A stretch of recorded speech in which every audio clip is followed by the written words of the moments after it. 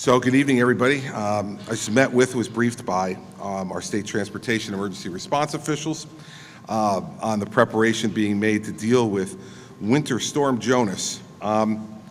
Listen, this is going to be a significant storm, but nowhere near the kind of storms that we've dealt with over the last 6 years. Now, I've signed a state of emergency, which gives me certain authorities to be able to close roads and do other things. It's going to bring heavy snow to us. Most of that heavy snow will be in the south and central part of the state. National Weather Service is now saying it could be up to 2 feet, could be as small as a foot in those areas.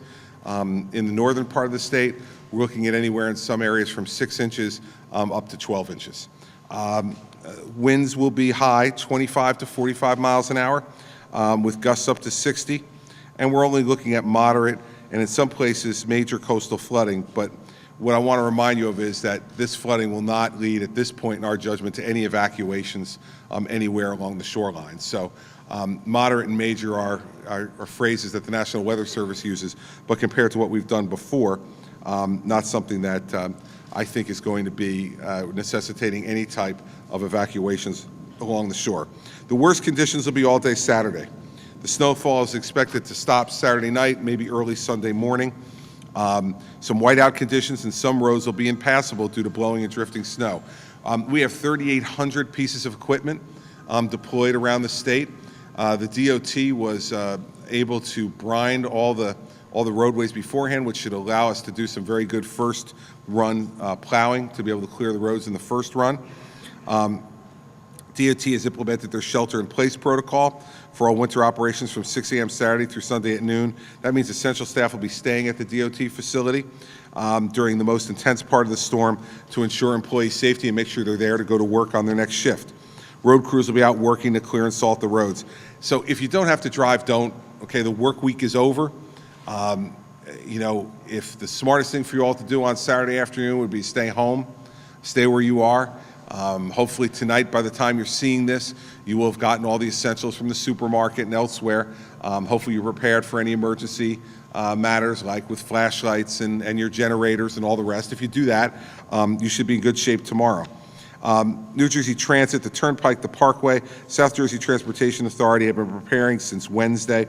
It's a full statewide mobilization, so we're ready to go. We're also at 100% capacity in terms of our salt supply, because it's been a very mild winter so far. So we have 228,000 tons of salt.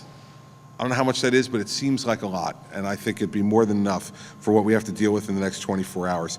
DOT is working with the state police to have tow trucks available, make sure that we clear disabled vehicles more quickly, and they'll have safety service patrols out there. If there are any travelers or vehicles that get into distress, DOT will be out there trying to make sure we can help.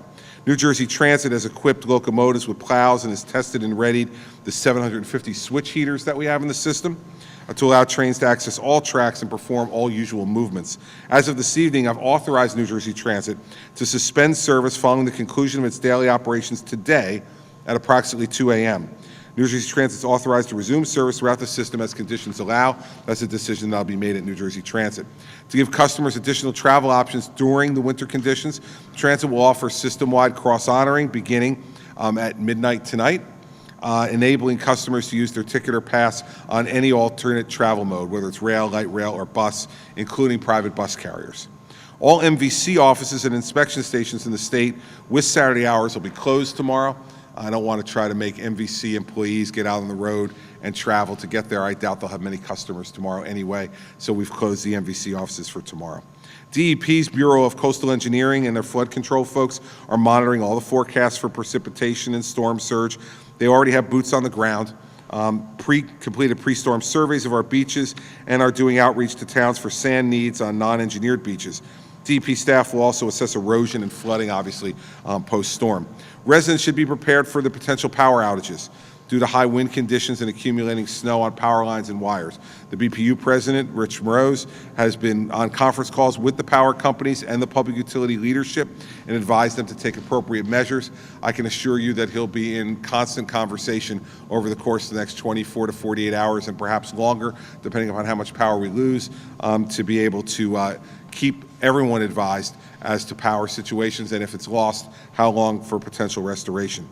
BPU has activated its storm cloud reporting system for power companies to collect outages. They're posting it on their website and with links to the utility storm web pages for reporting of outages and obtaining outage information, so we can keep not only the public but the press as current as possible on outages, where they are and how many. At the same time, residents should prepare themselves for the outages. You know, do all the things that we always tell you to do. Make sure you got plenty of water, non-perishable food items, cold weather clothing and supplies, and make sure your cell phone is fully charged.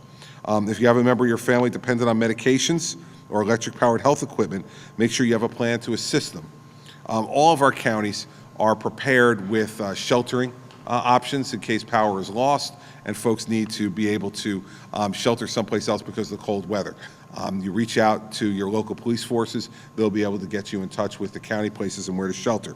If your power goes out, your first contact should be to your power company, so you're identified as an outage and they can work to restore your service as quickly as possible. So the overall message is, we'll get through the storm, we always do. That's the way we do things in New Jersey. Don't go on the roads. Be smart, okay? Just don't go on the roads. You don't need to. There's no reason to go out and have an adventure. That adventure could turn out badly. And if you absolutely have to go out during the storm, stay behind the salt trucks and plows. Don't mess with them, please. They're trying to do the work they need to do. And be safe. We're here. All the people assembled behind me have been working with me since Wednesday to make sure that all preparations are in place. We will deal with what we need to deal with over the next 24 hours. I will be out tomorrow all over the state assessing the situation personally in different regions of the state. You'll get a schedule as to where I'm going to be because I suspect you'll want to be with me. And we'll make sure that we make that available to everybody as quickly as possible. And I'll be assessing those situations personally on the ground throughout the state, and then making any changes or adjustments that we need to make to our preparations. But as I was saying to the folks who are over there going to be doing some of the hard work, you know, this is our 17th snow emergency in my 6 years. So we've done this before. We feel relatively confident in our ability to be able to do it well, but we're not taking our eye off the ball. We're working hard, make sure we get done what we need to get done.